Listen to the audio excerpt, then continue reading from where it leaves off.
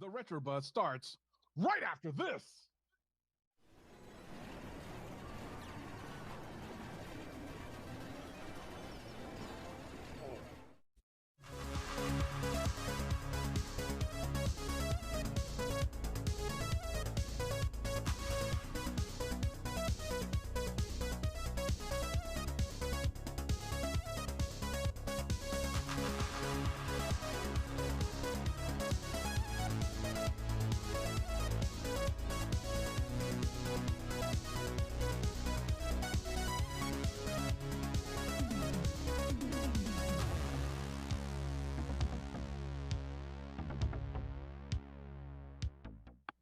Hey guys, it's Friday, so it's time for the Retro Buzz. And again, we're back, and this guy, he just can't be patient.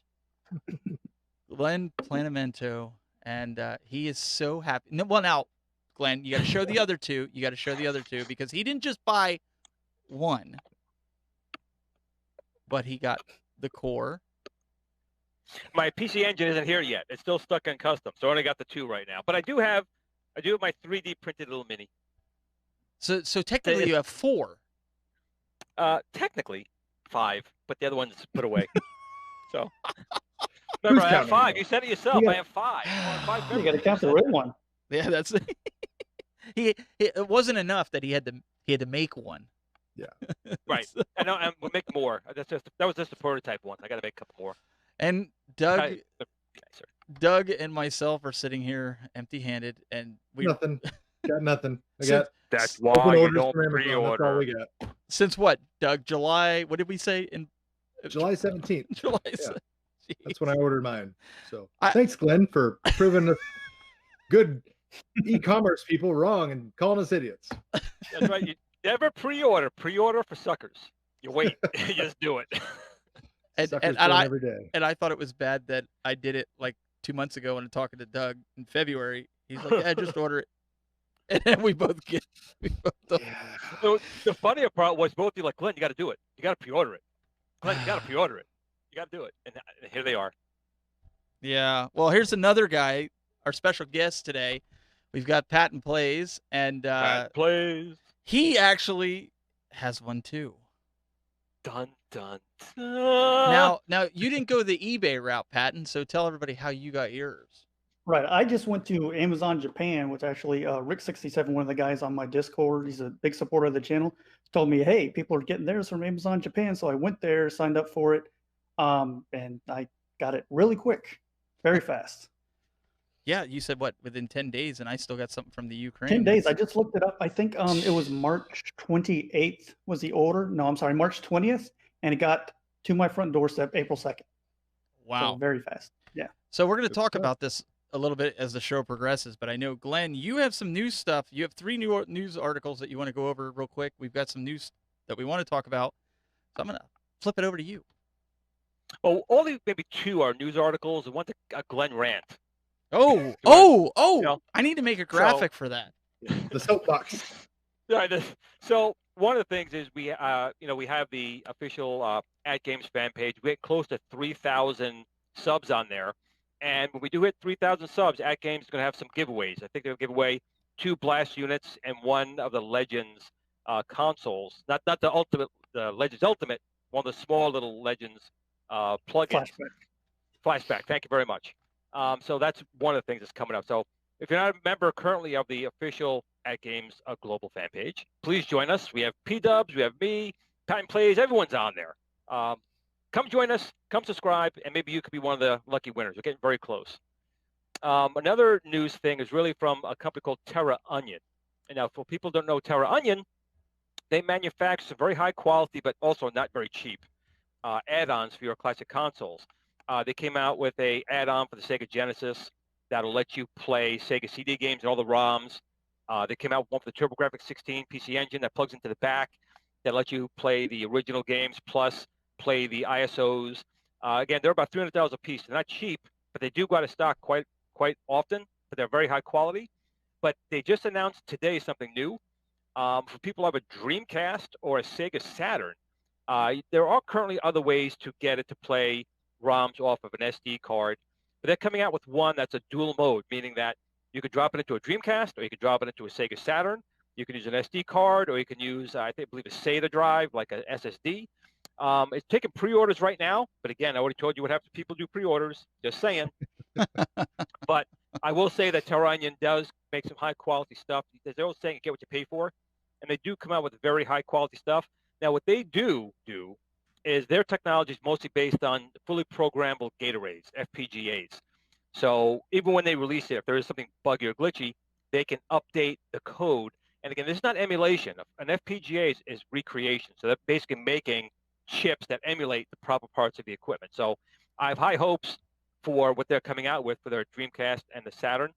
But I will say that it's not the cheapest thing out there. And you can go and get clone drives now, like EverDrive clones on eBay from China that do most of the same stuff.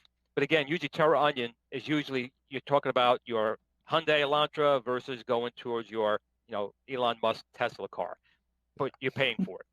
I think there was three things. The last, right, exactly. And the last one is just a rant. It's not really a really bad rant. Metal Jesus, I love Metal Jesus. I don't talk to him a lot, but when he actually responds to my messages, I'm always like, thank you. But he did have a video today talking about all the minis, because he got his, the TurboGrafx 16 Mini, and he was rating all the minis. And one thing he said there was just incorrect, and I have to correct him because it has to do with my fellow Atari company. So he actually said today that Nintendo with the NES Classic kicked off all these minis, and that's completely not true. Actually, the Atari Mini, even before At Games got involved, 2004 was the original Atari Flashback Mini. It was Mini before they called it the Mini. So they were well before the curve. Right, this is the video right here. And I could agree with everything he pretty much said here, except for the NES Classic did not start it. Maybe it made it more popular. That's possible. Nintendo seems to, when throw the Nintendo name brand into something, it kind of shoots it up. Right now, Atari, with, to be quite honest, the stupid things they've been doing as of late, I can't blame people for not saying Atari was the first with it. But I'm really disappointed in the current Atari. And again, I said it in the pre-show. To me, the current Atari is the Kathleen Kennedy of companies. That's it. Don't my rant. That's it. That's the best you can do. Man.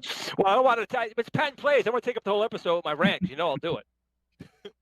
So now that he's got that out of his system, I do. And until somebody brings up Star Wars in the post show, one of the other things that I think we should bring up is about the Nintendo Switch, right?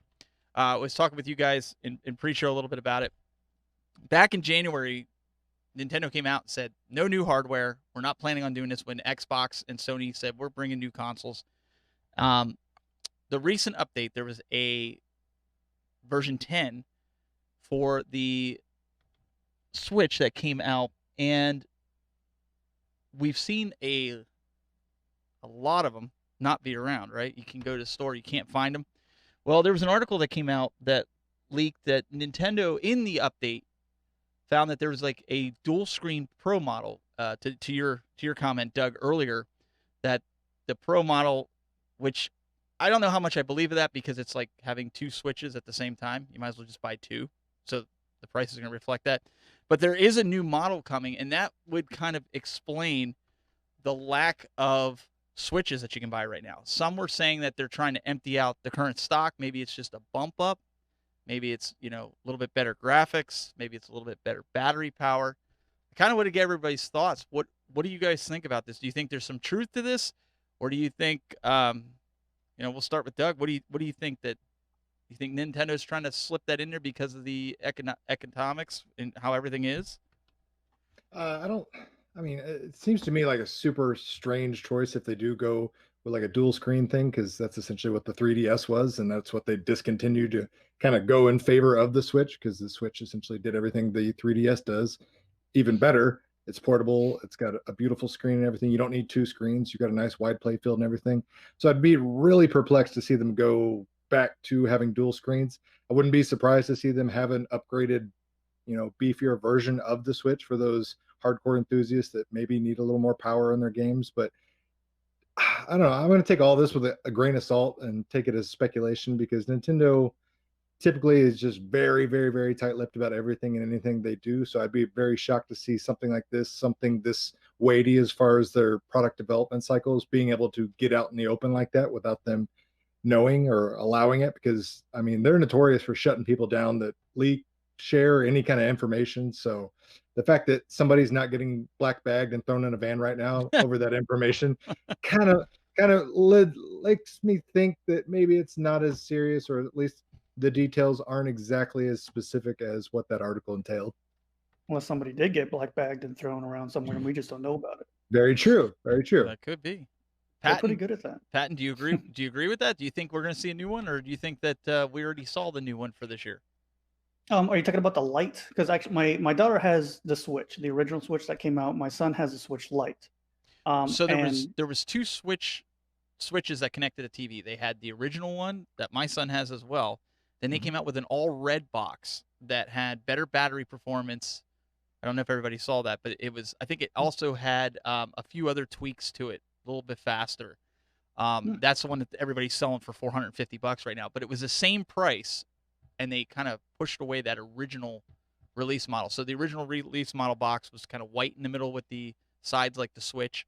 Now the new one it's an all red box. Plus the light. I don't know too much about it, but I don't think the Lite can connect to the TV. Correct. But what you were talking about, the dual screens, is that from some kind of official source, or is that just like talk about somewhere? Because it wasn't the whole reason, or at least from what I remember, with the DS, the 3DS, it wasn't a gimmick per se, but like wasn't that because one of the screens was a touch screen? But isn't the Switch screen already a touch screen? So yeah, I don't really get the whole reason behind a dual screen, especially when the screen on the Switch is really great and it's already a touch screen. So what's the benefit to them having a dual screen system? It's a step backwards if you go to a dual screen system. Yeah. Currently, one of our buddies, RGT85, actually posted a video as well where they actually showed kind of like that dual screen purpose, like with doing it. So go check out his video and you can kind of see what I guess the thought is behind it. Again, I don't know, to your question about is it an official source? There's a lot of people that are unofficial sources that are posting, but there was a few. Not official, but reliable source. Is it a reliable source, or is it like Kotaku? No, no. But they did say that Nintendo semi-confirmed / confirmed it, so I don't know what that means. Well, I mean, if they wanted to move forward, they should have just made one with 3 screens, triple screen, Switch, or a screen on the back. That way you can. It's the Gillette razor war all over again. Is a better system, more right? razors, more blades. Yeah, exactly. You need 5 screens. Mm-hmm. Well, Glenn probably has every single one: the first iteration, the second iteration, and probably the Lite. So, what's your take?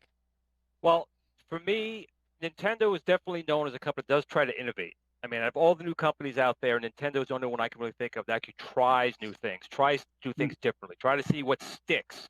So I think it's possible. I don't think having a secondary screen, right? Yeah, I love the Virtual Boy. I got 3 of them. Me too. Actually, I like it a lot. It's that's another machine. Again, I'll just give it a tangent. Another machine that too many people just said was bad, and people just bought into. But in any case, we'll talk about that another time. But the point is, Nintendo is known for some innovations, and I think having a secondary screen, depending what they're using it for, could actually be good. I mean, the 3DS, the DS. It was a nice design. I mean, yes, one was a touch screen, but having the 2 screens, having your game playing one and having your maps like in a Zelda game, there's some things that are just better than having it all in one single spot. So I think it's possible. Maybe Nintendo was kind of dropping a seed, and then all this stuff's been happening that maybe things get pushed back. That's my personal opinion. I do think that what's going on currently in the world is going to throw a lot of things out of whack. Look at the movie. I just watched a video today about AMC and these movies and how some films like Trolls, which is no loss here, but right to streaming, and they're thinking that might be something that goes down the pipe. So there is huge shifts in the industry, not just in the gaming world, in everything. So companies certain things are going to come off the table for a while. They may not see now until 2021 because of it. So who knows? Do I think it's possible? I do. Do I think it's going to come out this year? I don't. So for anybody that's holding out, like myself, for a new one, because I was going to get the new updated one with the red box, when it comes back at normal price for normal people around, May, June. What's Glenn that? game? I say you don't want to play that Glenn game where you buy it for a premium off eBay? No, I'm sticking with you on this. I'm gonna wait. I'm a patient man. I will wait for it for the most part. Yeah, look at this guy. Like I said, he's probably got 3 or 4 of them. But I do want it to connect to the TV. Otherwise, I'd probably get one of the Switch lights. I want to have it down here in the room. So I was just curious. I didn't know what everybody's thoughts were on that. But The thing with Nintendo also is that, they're, I know you guys joke about like Android and Apple, but they're kind of like the Apple of the video we're not game joking. world. We're not joking. we're not joking. I wish you were joking. No, but they're kind of like the Apple of the video game world, where like they can put anything out except for the Virtual Boy at the time, and people will buy it. They don't have to follow any kind of schedule that the other companies do. They can release it. They could do a March release and it'll do great. You're right. And like I said, they actually are the only of the main 3 players that innovate and try to do something new, even if it's, even if they think it might not, go well, they'll still try something new. And I really respect Nintendo beyond that, because Sony and Microsoft, I still have a PS3. I haven't gone anywhere past that. But the most, the upgrades they do with theirs, like graphics, power, processor, they don't try anything new. Here's a controller, here's a system, and there's nothing wrong with that. But Nintendo is known for being around for so long, and they try new things, and that's why they're in my opinion, at least fan wise, they're on top. They may not always sell more than Sony or Microsoft, but Nintendo is well known way more than Sony and Microsoft. Right, and that's how Atari was. I got to say Atari again. I was just going to say back when it started. When it started, because that's what Atari was. Atari innovated controllers, different chipsets. That's what they did. Then Warner bought them and it fell apart.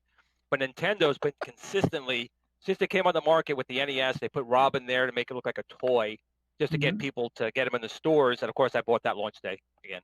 TSW, TSW back in the day. Even the glove, but right. Well, the glove wasn't Nintendo. Right. That was Mattel. But the fact is that Nintendo does try things. What Patton said a second ago, I agree with. The Xbox line and the PlayStation line, they're basically just sticking a PC in a box, better graphics and power, which is fine. When they had to connect, that was, I thought, a good trend to go with. And then with the PlayStation had the globes, whatever they were called, those hand things. The Move PlayStation. Right. So they were trying, and then they just gave up on it. They just flat out stopped it. So Nintendo is still a company that will, whether it be a platform game-wise, something new, or hardware, they will at least give it a try. If it takes off, a lot of times they'll stick with it and try, like they did with the Wii U, which I think was kind of dumb. They had the Wii, but that was the test for the Switch. There was no place for it. Yeah. There was really no place for it. That was the beta for Switch, because I got the Wii U, and I was like, this needs to be portable, where I can sit in my car or on a plane and play this. And they just you know what? It was couldn't still get there okay with for what it prices was. yet at that point. Right. The range at the house was too limited. My son, if we went like one room out, it stopped. It just disconnected, stopped working. If they could have got the range a little bit further in the house, it would have been better. PlayStation had that though with the Vita. I was able to sit 3 floors up, and I played my PS3. That was one of the reasons I bought it. It wasn't for the games in the beginning. It was so I could remotely play, because at the time I didn't have the room and I didn't have all stuff set up. So if the kids were doing something, I could sit there and play it on there. But props to Nintendo. I mean, they found a way to sell people cardboard this year, or the last year and a half. I still have not. I love the Labo stuff. The VR Labo stuff. I got that for my daughter for Christmas. I love it, even though it's taken me like 24 hours to put all of it together, like combined. It's just cardboard. I mean, it's decent quality. Wait, we gotta ask Patton. We gotta ask Doug. How many of the sets did you buy? And be honest. I bought one. I bought the robot kit. Hey, I'm a Lego nerd, so no, that's cool. That sounded right up my alley. I was like, sweet. But when I got it, then I was like, I just bought some cardboard and this backpack. $100 cardboard. Yeah, $100 cardboard, and this backpack's not really fitting my adult-sized man shoulders, and I probably should have rethought this. That was and it my takes takeaway. forever to put just So, one Doug, together. Like did the you gauntlet, watch? it's like an Did hour. you watch or the Lego something. Masters?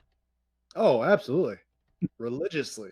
That's like the only reality TV that I watch. Wow. Sorry, Patton, I talked over you. I got to learn to zip my lips sometime. Patton, please, Oh, that's please. No, I was just saying, like, it takes a long time. And I remember when I was putting some of these together for the VR set, I was like, the way they fold together, I mean, it's really like impressive. Like, I figured they had some kind of, NASA, well, NASA's not Japan. Anyway, some kind of gears to set all this stuff up, because I'm thinking, like, this folded this way. I'm like, there's no way this is going to turn it into a freaking bird. And look at that, I just made a goose. It took me 5 hours, but I made a They're goose. called Takara Tomy, the people that made Transformers, and like, hey, we want to make Transformers out of cardboard. How do we do it? And they're like, we'll send over the engineers. Oh, there you go. Cardboard Very cool. in disguise. Origami. all that stuff. $100 out of your pocket. So I got a really good score this week. I shared with You're you guys married, a couple. What's that? You're already married. What are you talking about? Well, besides that, Oh. I mentioned to you guys a site that I quite frequent it for retro consoles, and I managed to score this complete in box with all the mini pamphlets, all the warranty cards, everything. The box you can see is in like mint Great shape. condition. Yeah, especially for it to be an all black console. Yeah, I Or showed all black box. Yeah. I showed Doug. I said, "Do you think I got a deal?" And Doug's like, "You got a steal." Oh, I'm jealous. Yeah, I was super Actually, jealous. all the ones you've gotten at a steal price. Everything you've gotten so far. So I didn't realize this because I'll be honest, because I don't know nothing. Okay, I didn't have this growing up. My brother did. I was a Sega guy. I had this Master System, the Sega Genesis, but the little door on the top, which I know what it is for now, the expanded memory, this came with it. It has the little red expanded memory, and those things are going up in price.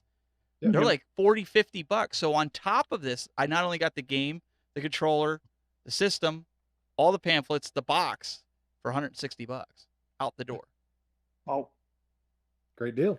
That's a very good Really deal. That's why And it's a great game too. Pod Racer is literally one of the best in 64 games, in my opinion. I know it's getting like a remake. I think it's supposed to come out in May for the PlayStation 4, so I'm excited to get that. So speaking of the PlayStation, I don't know if you guys saw this or not. I happened to stumble upon that Sony actually released the price of the new PlayStation 5. Did you guys happen to see that? I hadn't. I heard murmurings of what it was. $400. That's it. Like $399.99. $400. There's no detail on if there's going to be different versions, if there's going to be different teraflops and all that good stuff. But rumor is that Xbox is going to be $500, and they think that Sony's purposely undercutting them because they want to sell more units. And I'm kind of curious what your guys' thoughts are. Yeah. Well, they priced themselves out initially when they did the PlayStation 3, because I think it was the first console that was $499, if I remember correctly. Right. And then Xbox came out and said, "No, we're not doing no $500." So they got their legs cut out from them. And then PlayStation 4 and the Xbox One, I think it was kind of reversed. Sony did this thing where it said, "Hey, we're going to lose money in the beginning of it. Hopefully, sell some more consoles, but hopefully it makes up in the long run." So it looks like they're probably going to revisit that same strategy just to kind of get out in front of Microsoft, because the specs wise, technically the new Microsoft, what is it, X? I forget what the new console is called. The new Microsoft console, it's technically in all aspects and specs better than this PlayStation 5. So to get out in front of that, you got to take away price or have some exclusive games. And if we don't know anything about the exclusive games yet, you got to. Well, we do. Oh, okay. Never mind. No, I was going to add to that because I want you to keep going with that. So my source also told me that the first year to 2 years, PlayStation will have no exclusive games that you can't get on the PlayStation 4. Well, that sucks. So do you keep it? Do you upgrade? Do you get it first? Because a lot of people are saying maybe you just stick with the PlayStation 4. And Xbox, I heard a similar rumor that they're going to do the same thing. Maybe you want it because Xbox dropped the price of the Pro version.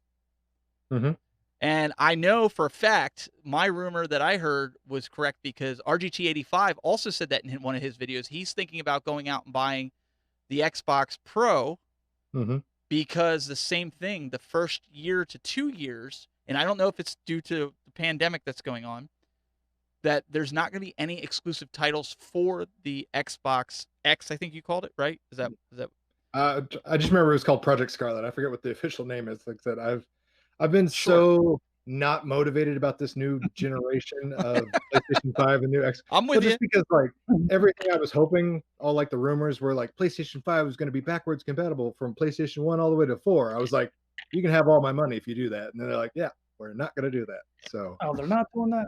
no, like as soon as I heard that took the wind out of my sails. Then Xbox are like, we're giving you a computer and we're calling it a game console, even though we're selling you a computer tower. And I'm like, yeah, I was wondering about that because it looks exactly like a PC tower. So, like, what? I don't know. Maybe Xbox people can explain it better. But okay, so you got Microsoft, the Xbox, and then you got your PC, which usually runs off Windows unless you got an Apple computer. But what is Linux. the benefit?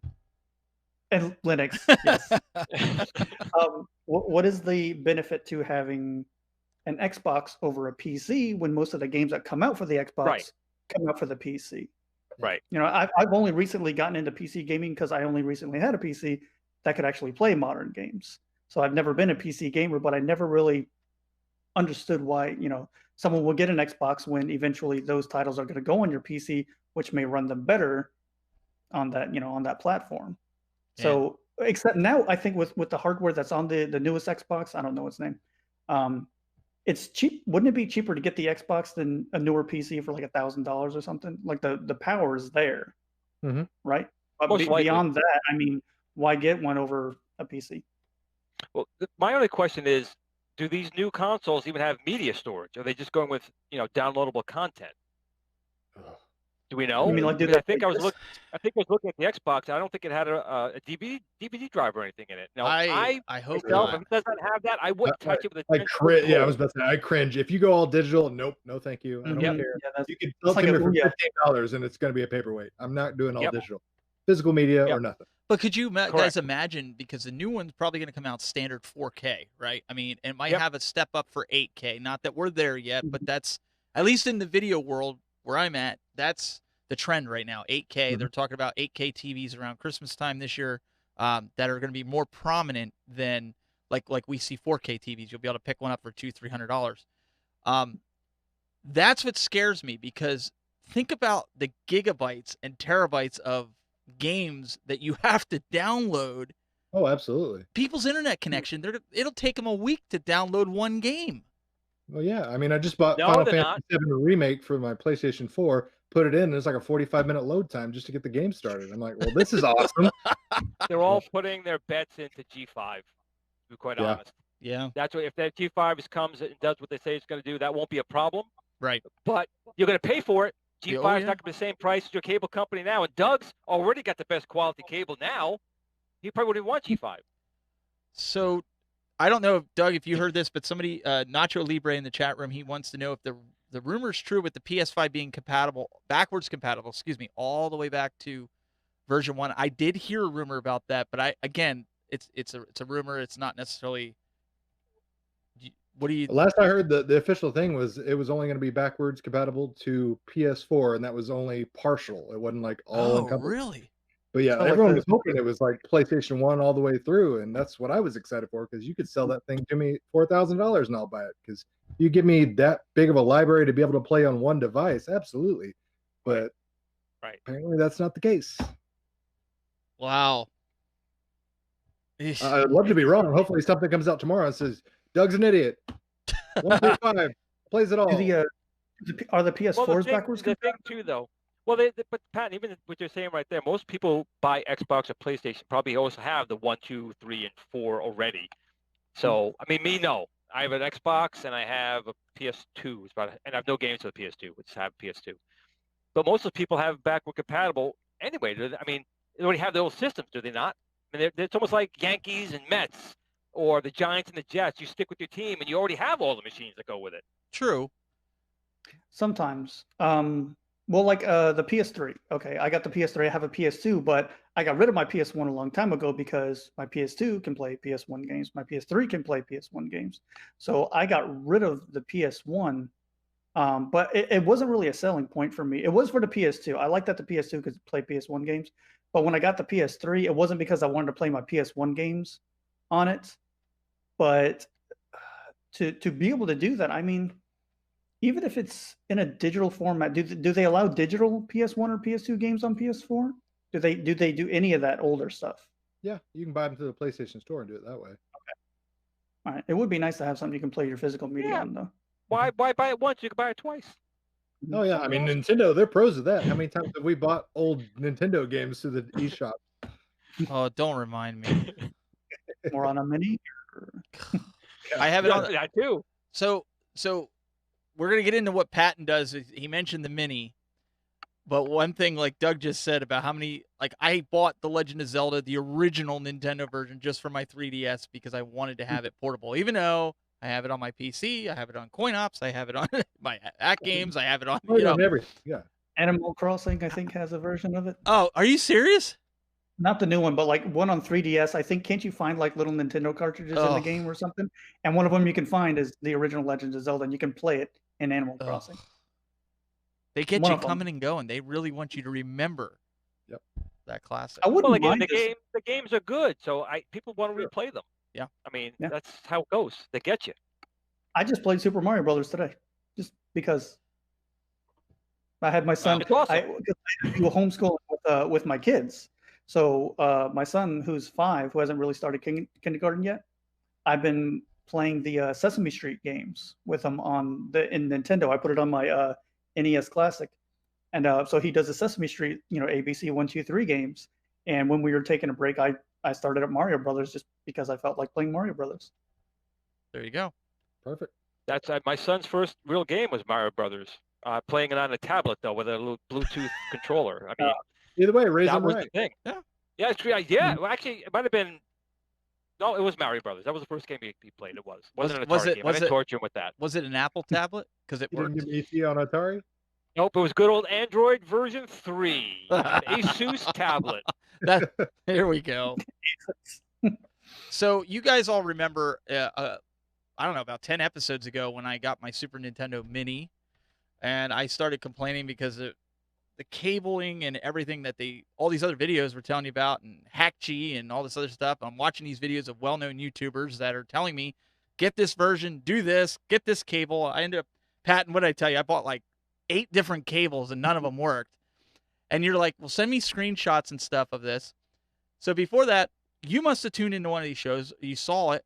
He emails me out of the kindness of his heart. He says, I'll help you out. He says, let's figure this out. Here I find out I'm running the wrong version of Hackchi, which is why the stupid cable wasn't working, right?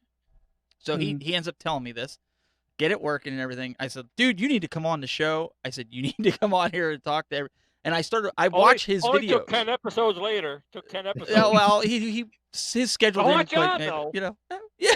Well, his schedule didn't line up. So, but anyways, he's here. So, Patton, why don't you tell everybody that may not know you, if they were like me and lived under a rock, about what kind of videos you're doing right now and your transition, because you're kind of like me in this sense where I wanted to keep the minis, but now I'm kind of thinking maybe let's go deeper. Yeah, mainly on my channel. When I first started it, I specialized in modding all the mini systems in Nintendo. I think the SNES Classic was just coming out when I started making the videos. And literally the only reason I started everything, it wasn't to have a channel. It was because somebody wanted a video, how do I do this, on, what was it, GBA Temp. It was the GBA Temp forums where the new Hackchi was coming out. And, there were a lot of written guides, but somebody said, I do a lot better if someone would make a video. So I just hooked up my PC real quick. I did a real quick little tutorial, and everybody's like, oh, that's great. Well, what about adding new games? So I did another one, and now I just kept doing more and more, and it ended up, growing the channel to where it's at now. But yeah, I still do the mini stuff. I don't do as much just because it's been out. It's almost 3 years now. I think these systems have been out. I think it's a little over 3 years. So there's only so much you can keep telling people how to do it before everybody knows how to do it. There's no more to teach, until like a new mini system comes out. So like, when the Genesis came out, more tutorials came out. Once the TurboGrafx 16 is out, more tutorials will come out for that. But the content, slows down. So, I like to try and find different things to talk about, like I started game hunting for the original stuff. So I get, original Nintendo, Super Nintendo games, Genesis, and, I got the new Legends Arcade Ultimate, which I love so freaking much. So I've been trying to do a couple videos on that, a live stream on that. So I'm spread out a little bit, but I still the minis still are very, very special to me. And although the content's slowing down, I'm moving to other stuff. I still love working with them, and my kids love the minis. They kind of get the original, the physical media, but the minis are just like so much easier for them to use. Especially they're not used to the putting in games and powering on. It's just turn it on. It's like the game and play. So it's really awesome for the kids. They love it. It's a really good way for them to get into those older games, even though they're hard as nails for them. They don't get why they can't just keep playing after they die a few times. That's a good idea. Maybe after I get all the original consoles, I'll take the other ones up to my 7-year-old's room and say, "Here you go. You got a bunch of new mini consoles that you could play, and then it'll make some room down here for me." I like that idea. That's smart thinking. And that way they're not handling your expensive, original, cartridges and stuff like that. No, it's funny you say that, because that with the Saturn, Glenn, you and I were talking about, that's why you helped me, hack that up, because I said to Glenn, I'm like, I don't want my 7-year-old handling these. I mean, you're paying $50 like what they normally cost years ago. And like Glenn's like, they're not going to last forever. So making copies of them, this way, if he puts in the copy and it scratches, I'll copy another one, That's my biggest fear. Even I've been taking the Nintendo 64 games out of their box, because I bought them complete in the boxes. Not perfect. It's not gradable. But just leaving the game sit so they're not opening and closing the boxes all the time and ruining the cardboard. I mean, ripping the ends off those boxes. Yeah. I know they're not perfect, but I'm trying to preserve it as best as I can. It's just fun. And stuff like that's what I've been getting into. Like when the minis came out, it was a big nostalgia trip for me. Seeing a actual little Nintendo, with the controller, the original controller, pretty much the original controller. Brought back a ton, nostalgia just hit me hard. And then when I started going to these like actual retro game stores, I was like, it's a different feeling than when using the minis. And a lot of people don't, not disagree with it, but they don't understand it either, because they weren't around for the original games, or they don't see the point. Why are you spending, $15 on a game when that's half the price of a PlayStation Classic, when you can get all these games and better games? But it's just a feeling. It's hard to explain, what that feeling brings to have an original cartridge in your hand and putting it in a system and powering it on. It's just something different. This is what you tell them. We were talking about that before. Because there's all these multi-carts, and I generally want the hardware and I buy a multi-cart, but there is an intangible feeling of having that original game and putting it in the cartridge or sliding it into the Nintendo. It's just a different feeling, and it's hard to explain. And I think it has something to do with nostalgia of putting the game in there, because today you can play them on a Raspberry Pi. You can play them on your PC. You can buy a multi-cart, put 4,000 games on one cartridge, never take it out. But it's just something weird about putting that original game in and seeing it fired up. It's weird, but you're right. That's what I was going to say. You tell everybody to go look at Glenn's room and go look at Metal Jesus Rocks, and you'll understand why we all want the physical. Yes, and I haven't bought an original physical cartridge or anything it's been close to 20 years now. So when I actually had one in my hand, I was like, oh, this is something different. So like I almost got like addicted to it. Not addicted, but I just wanted to keep going. And the only thing that I'm kind of not really going to get into, I don't think I'm going to get original consoles. I might, but it might be like way later. So like I'm kind of trying more for the clone console route. Oh, give it time. Yeah, I know. But I did try. I just did a review on the what is it, the Classic 2 HD, and I thought, and I said this in the review, I thought I was more casual about the games. But as soon as I heard how those games sounded with that system, I'm like, I can't do this. Like even I just couldn't do it. So I think you guys were talking about the FPGA before. Like Like the I Mister. think, yeah, the Mister or what is it, the retro USB AVS or the analog systems. I think those are all FPGA systems. Um, I think I'm gonna have to put some dough in and actually go the hardcore route on those. Well, I think we talked about that again before. I think that is the ultimate future for all these. The original machines are going to start breaking down, and we're going to Yes, need and that people was to recreate right. them this way. Yeah, that was another one of the reasons I didn't want to get like an original Nintendo, Super Nintendo, because they will start breaking down. You know, I mean, they've been out how long? Over 30 years now. Mhm. That's 30-year-old tech. That's a very old time, and eventually there's not going to be anything you can do to that until you turn into like a Frankenstein. And at that point, it's not going to be an original Nintendo anymore. You're going to make so many adaptations to it to try and make it work that you've completely changed the system. Well, I'll definitely say, and you bet me on this one, that the old Atari, the old Nintendos, up until like the the SNES or even N64 probably, the TurboGrafx-16, the Sega Genesis, they're going to well outlast the Xboxes and the PlayStation 4s and 5s because those new Oh, yeah. machines, they just burn out just looking at them. These old machines, Yeah. they lasted. The old Atari, that was made in 1977. They still work. The Sega Master Systems, they still work. Sega Genesis, they work.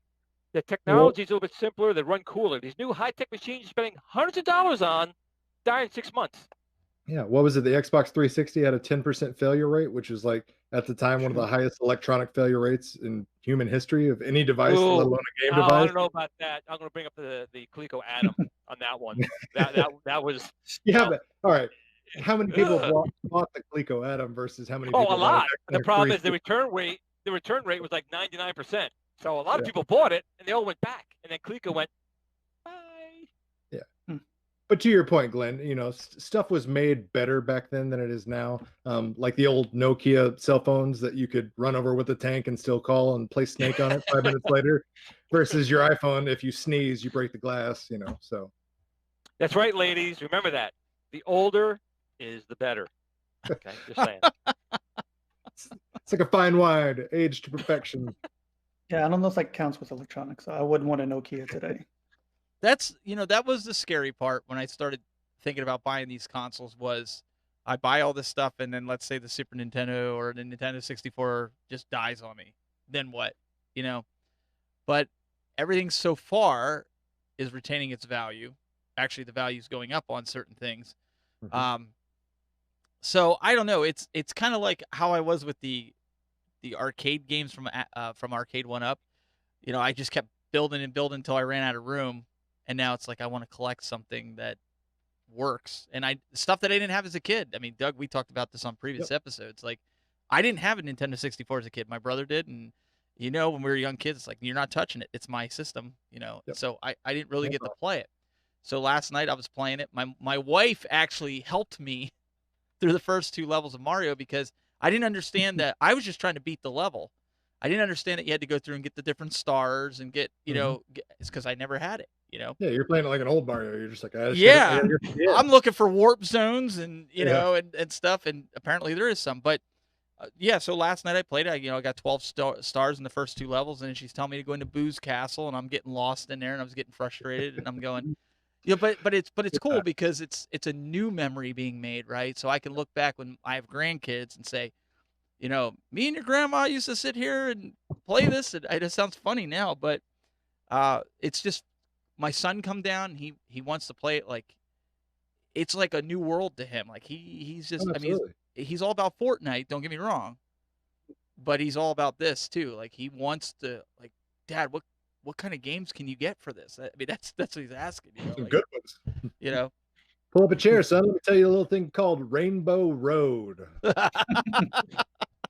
That's funny you mentioned that because I hooked up one of the blasts, the Atari blasts, the one with the twisting controllers, the paddle controllers, and there's a game on there called Save Mary, and it's just a game where you lower some boxes down onto a platform, and this girl at the bottom, she climbs up. My 8-year-old at the time loved that game. She couldn't get enough of it, and it was that one in like Cannonball, I think, where you shoot a guy and you're trying to shoot him through the ring. Every time or through into a basket or something, and if you miss, he crumbles down. And she was cracking up, and we played Pong for like an hour. It was insane. These kids love these older games. Yeah, I think it's really cool that they've embraced it like they did, and you hear your kids do it. And I don't know. One thing that kind of my son asked me the other day was, we went to the store and you were talking about this consoles that play the multiple games, like you can get one for the Retrons and stuff. And my son was like, so how comes they don't have one for a TurboGrafx 16? And I was kind of like, you They got know, one, that's as far as I interesting. know. Do they have one? Yeah, the Retro Freak. It's an emulation clone console. It'll play TurboGrafx 16. What are the cards? You got the Hue card, Yeah, the Hue cards.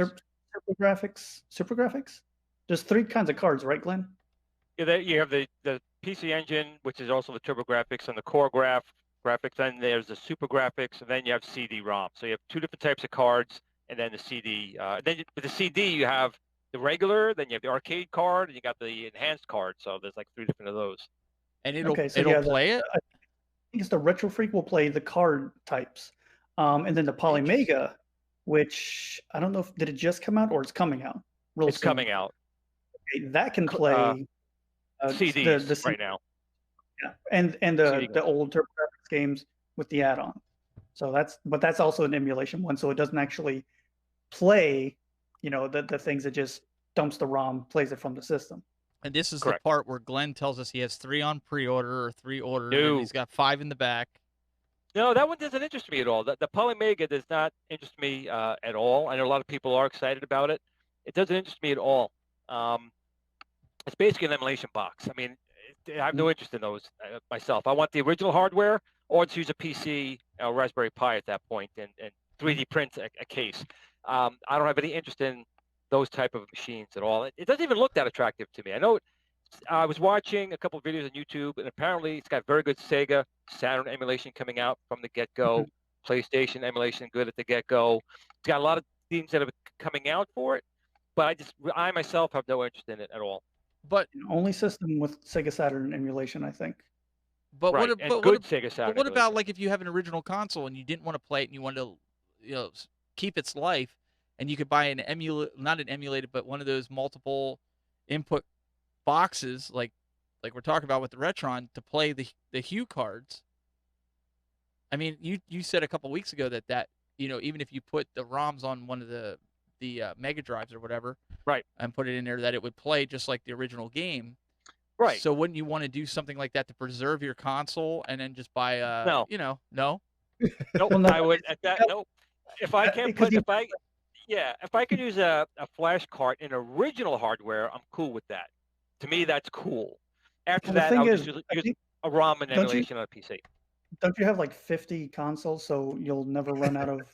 They'll never go bad because when one goes bad, you just hook up the next. Yeah, one. he does, good but luck. normal Yeah. people Next in don't. line. Yes. He does, But but also, normal people another don't. thing, though, really, honestly, is the older machines, when they do break, generally they're easy to fix. Once you start getting to maybe the Super Nintendo, not as much. But before that, unless the actual chip is fried, it's usually a capacitor that went bad or a bad solder joint. Usually it's got to be cleaned. These old ones are that robust, so they will fail eventually. I'll probably fail. I'm guaranteeing I'm probably going to fail before these systems fail around here. And then my son will simply just take them and throw them in the garbage because Dad, get rid of them that way. But I don't know. For me, if I can't use the original cartridge or an EverDrive in original hardware, I'm just fine with using a PC and just throwing it upon the machine and playing it that way. Because honestly, for me, I know I'm different than a lot of people. Well, okay, we all know I'm different than a lot of people. The point I was just trying to make is I'm more about like the hardware architecture, how the thing kind of works. I play the games, and as you guys know, I suck at quite a few of the games, but I'm not really into it for that. I'm into for just the technology, these engineers who sat down and made it work or found ways to make it really inexpensive, or it was inexpensive and made you pay a high price for it. That's where it gets it for me. And I always, when I play these games, another thing I tend to do is when I watch a movie, I kind of throw myself back into that time frame. When I'm playing my Atari or Pong, I'm not thinking I'm in 2020 playing that game. I'm putting myself back when that machine first came out. What would it have felt like sitting down there for the first time, coming home from Sears, in '74, connect it to your TV set, and how that was. To me, that's kind of the experience for me. And a lot of people just want to play the games. They want to experience the games. They want to have instant, gameplay. I'm different as far as that goes. That's why I don't need to collect the actual cartridges. I want to collect the actual machines to open them up and see how it was laid out, how they made things work. And if they're broke, I love getting them broke. So I like trying to fix them. I'm weird. I'm with I know. you. No, I'm with you. Thank you, Pat. Absolutely. Thank you. Yeah, because actually, when when I was just doing the mini stuff and I wasn't doing the game hunting stuff, people were like, "What's the point in hacking these minis when you can just buy a Raspberry Pi?" So the argument was, well, a Raspberry Pi doesn't have the feeling that there's nothing. It's just a computer you're playing your games on. With a mini, you have the actual controller. You have the system. It's just a mini version, but it's the nostalgia. It's bringing you back to the time where you used to play this as a kid. Raspberry Pis didn't exist when I was 5-6 years old, so it's all about the feeling, and a lot of people don't get that. They just, like you said, they want that instant, just sit down, turn it on, and play. It's that sunshine in your pocket. I'll spare everybody. Hey, Zohar in the YouTube chat room gave a super chat, said, "I just want to say I love everyone. Stay safe." Good. Hope everyone's staying safe out there, because it's a crazy world we're living in. Yeah, just a little bit. It still feels weird. It's just weird. This whole year, I thought 2019 was a bad year, and 2020 says, "Oh no, bitch, you ain't seen nothing yet." And I mean, they canceled San Diego Comic-Con today. Yeah, they canceled it. Yep, sure did. I mean, honestly, I was surprised it took them this long, but like, it's a weird, eerie, Walking Dead world that we live in. But the future's looking better, because I mean, it looks like some places are going to be opening up very shortly. I know our state sounds like it's going to be one of them. Christmas is canceled. Telling you right now, Christmas is canceled. So before we get to wrap things up, I did want to share a tip kind of thing. I want to stress that I am not a pro modder at any of this stuff, but I do know how to mod these arcade 1-up cabinets, and anybody that's watched videos knows that you can pretty much do it if you can follow simple instructions. So my brother was over here last week, and he came out like he does yearly, helping me with some stuff in the house, like putting lights in the shower where we didn't have any. And he had bought this Marvel cabinet from Arcade 1-Up, and our good friend Angel made him a lighted marquee that we put on. He bought everything that I told him to buy. And I want to draw everybody's attention to the back here of the monitor. So when I put this out, everybody kind of went after me and said that you really shouldn't put that on the monitor, which I knew, because you could fry it. Now, if anybody's taken apart the new Arcade 1-Ups, you realize that the wires are not as long as the ones in the original Street Fighter cabinets that we all have been modding. So I was like, dang it, now how the heck am I going to get it down there on the board where everything else is, the Pi is and everything? So since he was traveling back with this and we put it together out here, I put duct tape on the wires to hold everything. Well, it's actually Gorilla Tape to hold everything on the sides. But what I did was I took industrial strength Velcro and put it down on the monitor, because normally you would ground that wire, the black wire that you can see off to the left, to the actual board for the LCD. But Arcade 1-Up, what they do is they actually, on the new versions, they ground it right to the monitor. So you can kind of see I left that ground wire there and just put the Velcro in between it, and it's keeping it's keeping it from hurting it, right? But I wanted to tell people, so you don't run into, if you can't do that, if you're unable to don't pull those wires and rip them out. Stick them in the back. Yeah, stick them in the back. You're going to be fine. He was running it, and he was one also that was saying, to me, my daughter and him were playing it to test all the different ROMs out, but he was saying the same thing, like, hey, this is awesome. And he told me his stepson was playing. They played Tecmo Super Bowl. They played Turtles and The Simpsons, and my brother's like, you just made a kid happy. And it's Raspberry Pi, but even him, he was like, man, I remember when we used to play this. We'd sneak down after we went to bed, and we'd be playing off-road, and, those are the types of things that, but after playing that and going to a cartridge Patton, it's just like, I want the cartridge. Yeah. I want the cartridge. I'm sorry. It sounds weird, but I understand it. I understand more now, even with the whole emulation and the differences with it. So I just wanted to kind of put that out there. I thought it was a cool little, I said to him, I said, we're not supposed to put this on the monitor. And he goes, well, let's try it. So that's what we did. So anyways, there's that. Another thing real quick, I'll add to that, because you did put tape there. There's a thing called Kapton Tape. And if you ever open up any electronics, you see it's like a yellow, transparent tape. That's Kapton Tape. And if you put that over in the back, that also prevents any type of shorting. But again, all the machines that I've modded, I'm going to be honest, I use regular like 17-inch HP or Zenith monitors, whatever I have lying around. And as long as you have the thick enough double-sided tape or double-sided Velcro, you're not going to have a problem. It's not going to short out. So I do it all the time. And nothing's blown up in here yet. Sure. Now he tells me after I'm sitting there like, I'm feeling bad because it's my brother's. I'm like, I don't know. I put it on the wood. The other ones I've done, I put it on the wood for friends and stuff. No. Yeah, those new BOE monitors, they have that short LVDS cable, so you can't really stretch it all the way down to the wood. So, I mean, on my cocktail cabinet, mine is literally ghetto rigged with some cardboard in between, mainly just because I'm going to replace the monitor anyway. But yeah, as long as you put something in between, you'll be all right. Well, another thing you could do. I'm sorry, real quick. No, you're fine. You're fine. When you go to the store and you get the paint sticks, yeah. You can also mount it to that and then mount that inside the monitor as well. So there's all things you could do. It's thin. It'll protect and insulate it. You can do that as well. Good old popsicle sticks. That's it. Well, it was his, and I didn't want it ruining it, and I had to think of something that I could put in there that was going to stay in its travels home in the back of a truck for 6 hours. So that was kind of the logic there, but it seemed to work. But I think I wanted to bring that because, like I said, there was a lot of people that were messaging me going, "You really shouldn't do that." It wasn't like they were yelling at me or anything, but and I said, well, no, it's actually fine. I mean, I was touching the monitor even with it on. It wasn't zapping me or anything like that. So that's always a good test. Hey, I figured I'm putting it together. I wasn't going to let him get zapped with it, right? I would do that. But he did like the Legends Ultimate. I know, Patton, you just got done saying like you're in love with that, with the Legends Ultimate. all in all, these cores are coming out. The Sega CDs are going on. I don't know if you guys have done that. I've done a ton of that on the minis and on my PC, and I just recently found, I didn't know that was a new thing. I just figured that there had always been a core for it. I had no idea. So there were actually a couple questions on the ALU or the At Games Discord. Someone was like, my Sega CD games aren't working, so I was like, well, did you put the BIOS in it? And hey, and the contents already troubleshooting. Yeah. Well, I broke the cardinal rule. I put TurboGrafx on that, and I put the Sega CD. So I'm equal. I'm in the middle. And on that note, to Doug, I don't know if you saw my last video I did when I reviewed these.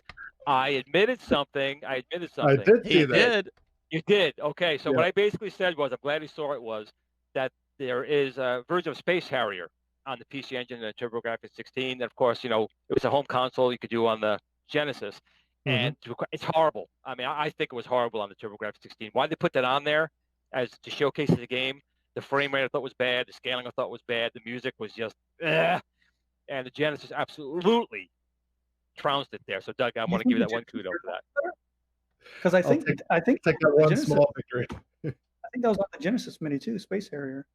I didn't like that. It's so much better. I thought the TurboGrafx 16 Mini version was better.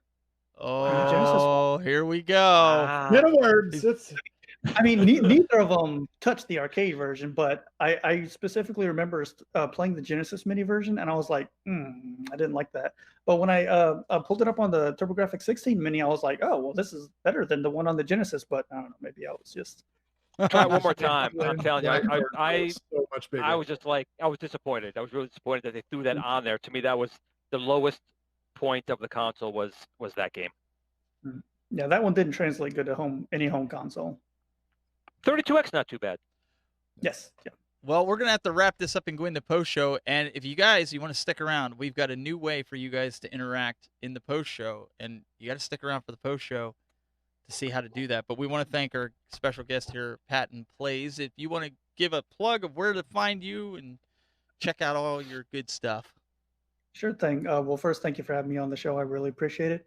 But yeah, if you guys are interested in doing any kind of not just mini mods on your system, console reviews, game collecting, more like game hunting, or arcade stuff, just find me on Patton Plays on YouTube.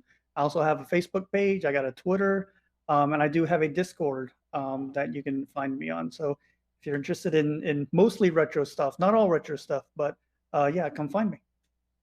Awesome. Awesome. Also, Mr. Douglas Smith, youtube.com/cooltoy. Go check out some of his new videos. And you just put up one about your cocktail cabinet. And what else you got going on? Yeah, so I got some books, so that's gonna be weird. People are gonna be like, "What? You're gonna review books? What is it?" But no, I got some interesting books that people might be fond of if they like retro games and things like that. That I'm gonna be talking about very soon. I'll have more updates on that cocktail cabinet because I can't stop tinkering with it. But yeah, that's what I got in the works. Well, and you've got a new series that you're doing weekly for At Games as well. Yeah. For At Games, I'm doing a little tutorial session video series with them. Every Sunday at noon is a new video for the next long time. So foreseeable future. Yeah, foreseeable future. But hopefully that helps newcomers, new users out there that, because some of our videos in the past, they get bogged down in the YouTube algorithm and it's hard to find those. So hopefully these new videos help out new users and people discover new things and all the functionality and features that their Legends Ultimate Arcade offers them. Awesome. That was a lot in a breath. Woo. He did. It was a lot. He did. He was turning blue. Did you see it? Yeah. I did. And we've got Mr. Glenn Planamento. He's holding something. What's he holding?